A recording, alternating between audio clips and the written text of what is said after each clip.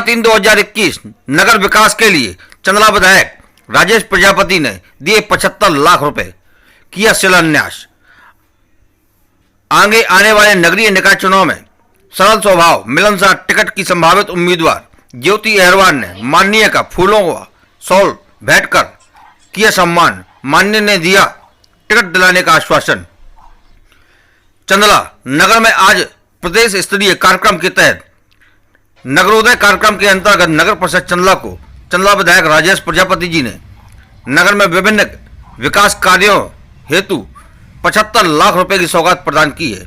तो वहीं नगर के एकमात्र कॉलेज में 40 लाख की लागत से प्रयोगशाला भी बनाने की बात कही।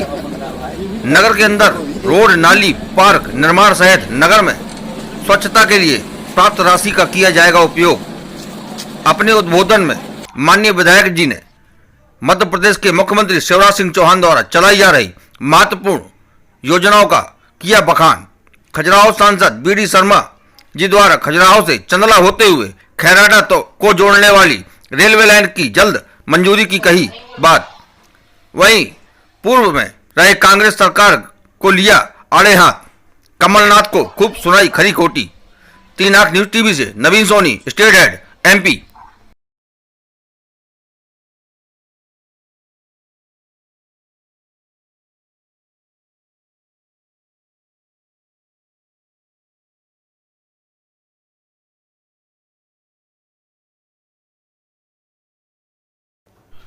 नन्ही बालिकाओं की पैर पूजकर किया शिलान्यास। नगरपालिका पूर्व अध्यक्ष अनित्या सिंह सहित बीजेपी के वरिष्ठ हरप्रसाद पटेल एवं मंडल अध्यक्ष महेंद्र सिंह पटेल की रही खास मौजूदगी। वहीं पार्टी कार्यकर्ताओं में विनय जैन, अशोक साहू सहित सभी बीजेपी के सदस्यगण भारी संख्या में रहे मौजूद। गुरु वाजपेयी ने किया मंच का संचालन। आवास का क्रियान्वयन निकाय द्वारा सफलतापूर्वक किया जा रहा है। ध्यान दें, 300 हितग्राहियों द्वारा भवन निर्माण पूर्ण किया गया है। 855 हितग्राहियों के भवन निर्माण प्रगतिरत हैं और 350 हितग्राहियों के लिए स्वीकृति की मांग की गई। और इस प्रकार से ये मैंने जैसा कि अपने लफ्जों में कहा था कि विकास के कारण शहरी तथा पथ विक्रेता एवं छोटे व्यापारियों को भी आर्थिक क्षति सर्वज्ञात है। माननीय प्रधानमंत्री द्वारा PM स्वनिधि योजना अंतर्गत पात्र हितग्राहियों को 10,000 की आर्थिक सहायता राशि प्रदान किए जाने की घोषणा की गई। बैंकों को भेजे गए प्रकरण 402, बैंकों द्वारा स्वीकृत किए गए प्रकरण 334 और बैंकों द्वारा वितरित किए गए प्रकरण 308। इस प्रकार से इनकी ये कार्य योजना, और जैसा कि नगर परिषद बहुत अच्छा कार्य कर रही है और अच्छा कार्य करने की जरूरत है। हमारा उनसे निवेदन, सम्मान कर रही बहुत बहुत उनका ही धन्यवाद।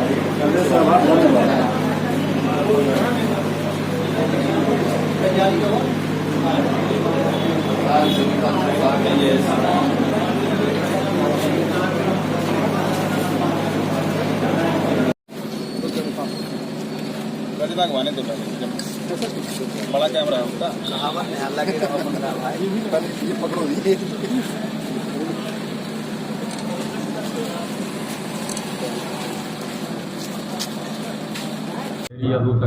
संरचना की 3rd फेज में 75 लाख रुपए चंदला नगर परिषद के स्वीकृत किए गए हैं।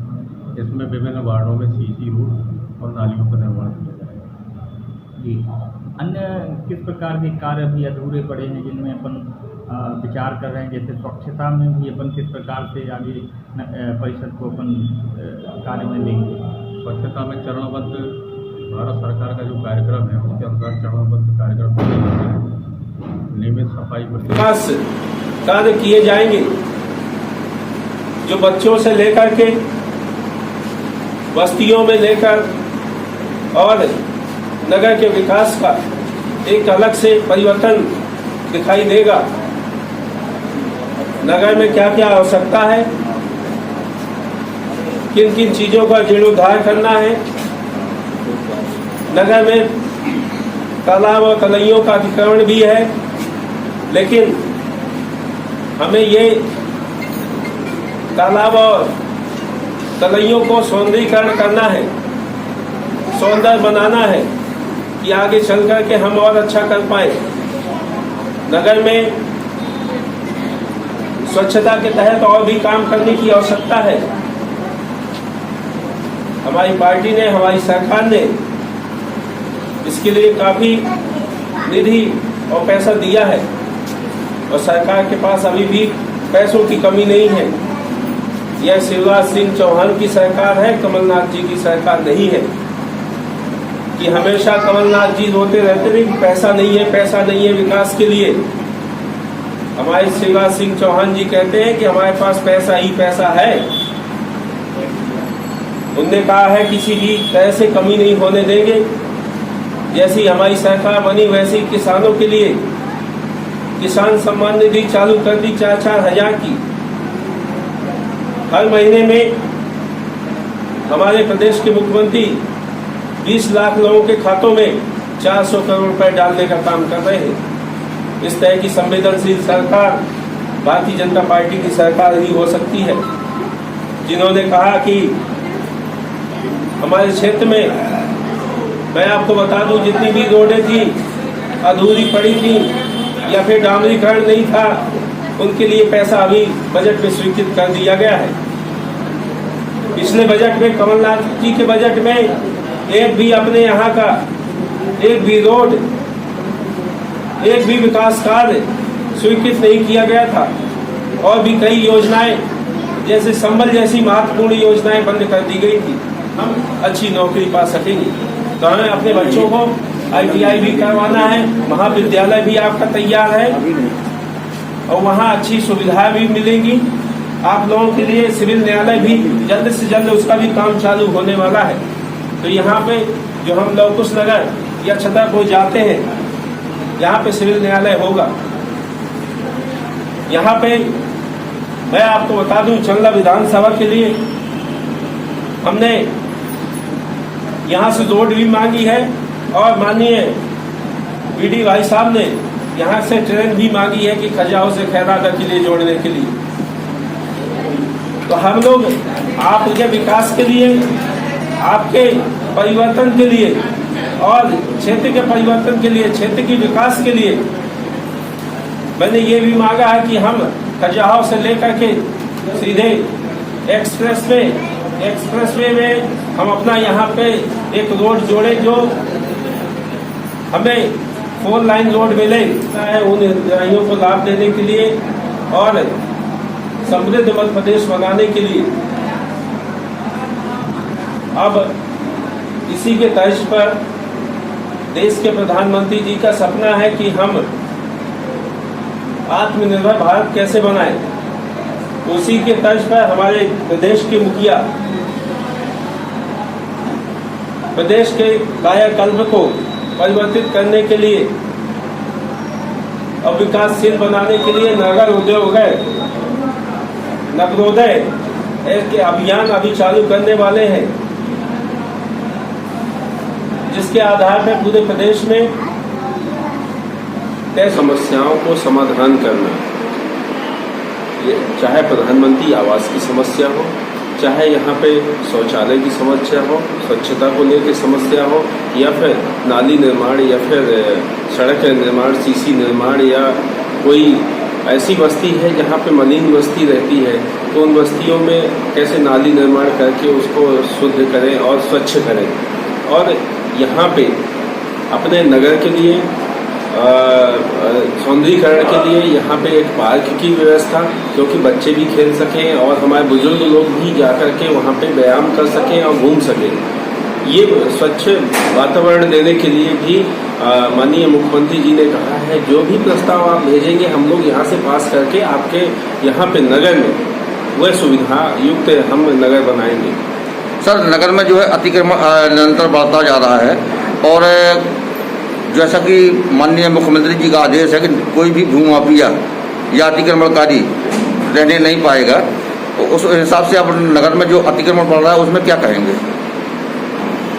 आप बताइए, नगर में यदि कोई ऐसा भूमाफिया है और ऐसा कब्जा कर रहा है या फिर निर्माण कर रहा है अवैध रूप से, आप बताइए, मैं उनको बहुत पुरानी यहाँ पर एक तलैया है जिसको कजरी तलैया के नाम से जाना जाता है, उसको चारों तरफ अतिक्रमणकारियों ने अतिक्रमण करके अपने पक्के मकान बना लिए हैं, जिसके कारण जल की भी हानि हो रही है और जानवरों के लिए भी जल पीने के लिए असुविधा हो रही है। इसके लिए अतिक्रमण हटाने के लिए किस प्रकार के प्रावधान? मैं इस चीज़ को आपने अवगत कराया था, आपने भी अवगत कराया है, तो मैं इस चीज़ को रखूंगा वहाँ पे कि क्या किया जा सकता है कि वहाँ पे रहवासी, यदि मान लीजिए गरीब व्यक्ति भी रहवासी यह बना लिया है, तो अभी आपने माननीय मुख्यमंत्री जी का उद्बोधन सुना है कि गरीब व्यक्ति ने यदि मान लीजिए बना लिया है तो प्रशासनिक अधिकारी उनकी मदद भी करें।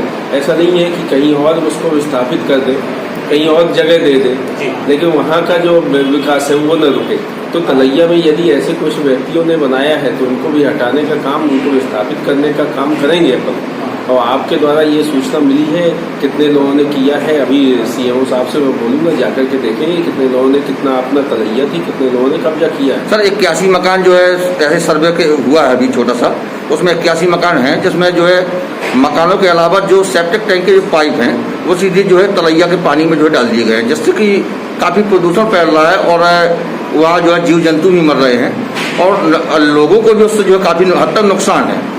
तो ये सेप्टिक टैंक डालना तो बहुत ही बेकार है, ये काम तो अच्छा नहीं है और ये नगर वासियों को खुद उनको सोचना चाहिए था, जो लोग रहवासी हैं वहाँ पे उनको सोचना चाहिए कि हम तलैया गंदा करेंगे, वही पानी का कहीं ना कहीं उपयोग होगा और मच्छर और सब चीज़ें, जानवर, वहाँ के जीव जंतु खत्म होंगे। उस पानी को पिएंगे तो कहीं ना कहीं उनको भी नुकसान होगा।